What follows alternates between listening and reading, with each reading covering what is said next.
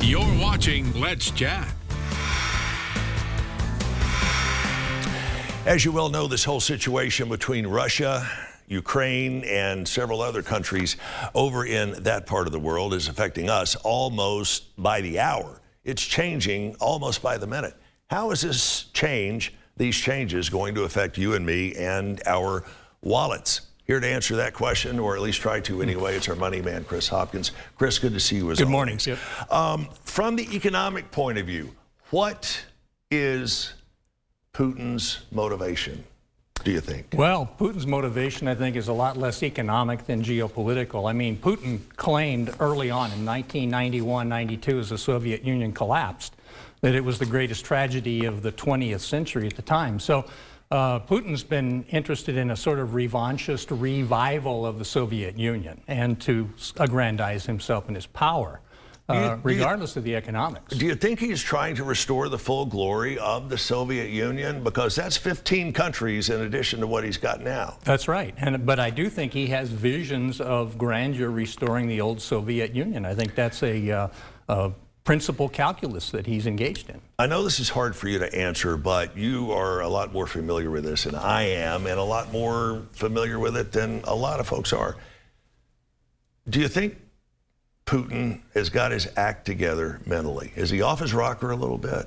I have to say yes. I think, and this is not my opinion, this is the opinion of Kremlinologists who watch these things closely, Condoleezza Rice, for example, but many others have observed erratic behavior. Putin is ex-KGB. There isn't more disciplined individual in the world, but obviously, he's been isolated from decision makers. If you've seen some of the pictures coming out of Russia, Putin sitting at the end of a long table, he's frightened of contracting COVID. He's become more isolated politically from his leadership, and he's made some very erratic statements in addition to taking some erratic actions. A lot of people, as you said, who study this closely for a job or for a career are saying that he ain't the same guy he was just a few years ago. And I think we have a picture that we want to pop up. It kind of gives you the extent of what Chris was talking about, of how far apart they are.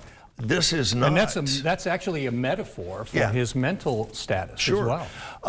There are a number of other questions pertaining to what Putin is doing and how it is affecting us economically. And to put it in perspective, you and I were talking the other day, there are people who were not even alive the last time we had double-digit inflation. Right, correct. And that's where we're heading. Well, we are, no question now. I mean, I would have said a month ago that this inflationary spiral that we're in, upward spiral, was pretty temporary. I've said, I'm on record as saying by the end of the year, we'll see it starting to come down. This, of course, changes everything because we're going to see a big spike in energy prices. Now, a big spike is relative. I think we're talking about $4 a gallon gas. We're not talking about $5 or $6.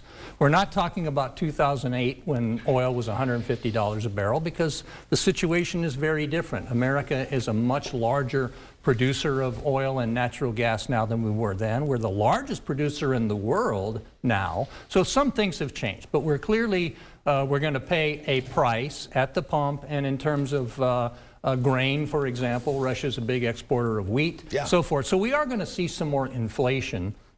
And my perspective is this is the price we pay to maintain democracy in the world. One of the things we forget is that autocracy and despotism is the default condition in geopolitics, and that democracy is the exception, and it takes some sacrifice to maintain that.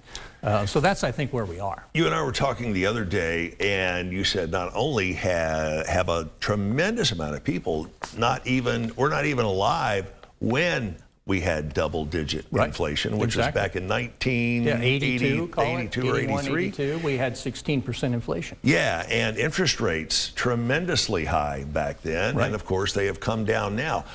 When we come back, I'm going to put you on the spot about a question pertaining to interest rates. As you probably heard, the Fed has said, yes, we will be raising the interest rates this month. They've been dancing around that for the past several weeks. It's a definite now. We're going to find out more about how that could impact what you and I take home each payday or what we don't. Stay with us. We'll be right back.